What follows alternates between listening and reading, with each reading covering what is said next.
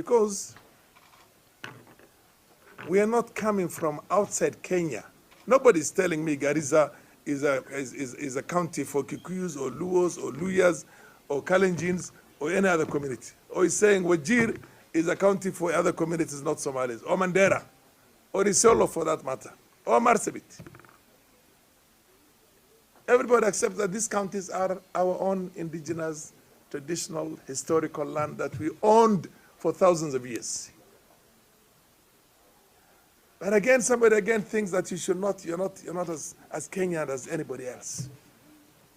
It's precisely because of the fear of that kind of a discrimination. Now we are telling them, we're telling, look, my friend Kalonzo Musyoka, he himself is the one who told me the original name of Mwingi, where he comes from, was Farah. That town was started by a Somali trader called Farah, not less than 78 years before the British landed in our country here. All the major urban centers of Kenya were started by Somalis. And ask the community, ask your elders, ask your grandfathers if they're around. Whether it is Kericho, or it is what they call Marigat, or it is Bungoma, Olukezia, or it is Naivasha, or it is Maragua, Nyeri. We used to call in our culture Mega is Muiga. Long before the colonialists came, our people would bring animals.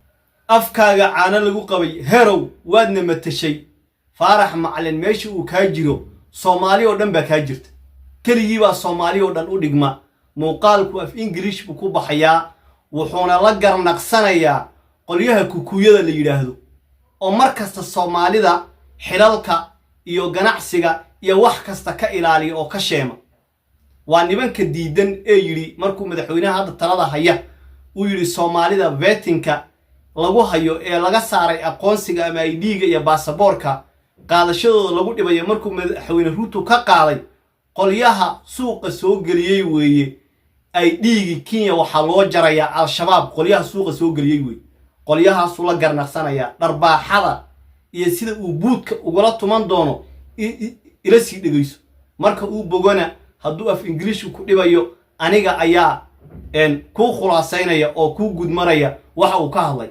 dhageysi wanaagsan to Maiga and go back with grains. And just because there's a community called Somali who have got a nation on the other side, and these boundaries were determined by the colonialists for their own benefit, and hived a portion of the Somali nation as part of this Kenya, which they were, by the way, for the longest, even before the colonialists came.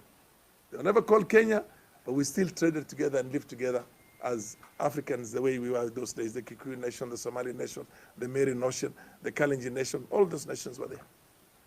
At the time of independence, to distract the attention of Kenyans from the injustices of the land distribution that was happening in here,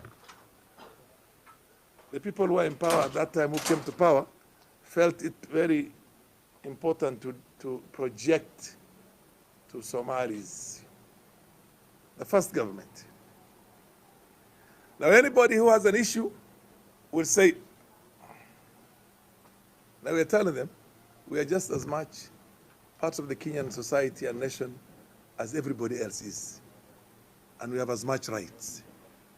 And the same way that the Kikuyu nation cannot be threatened, or the Kalenjin nation cannot be threatened, or the Luo nation cannot be threatened, nobody is going to threaten us.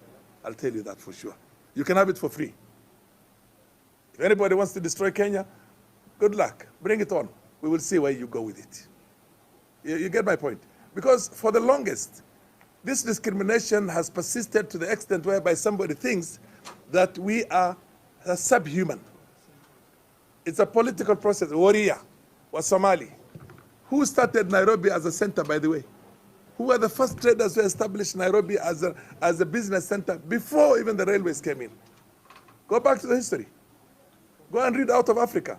And what was the lady called? Karen Blixen and all those people. We were here.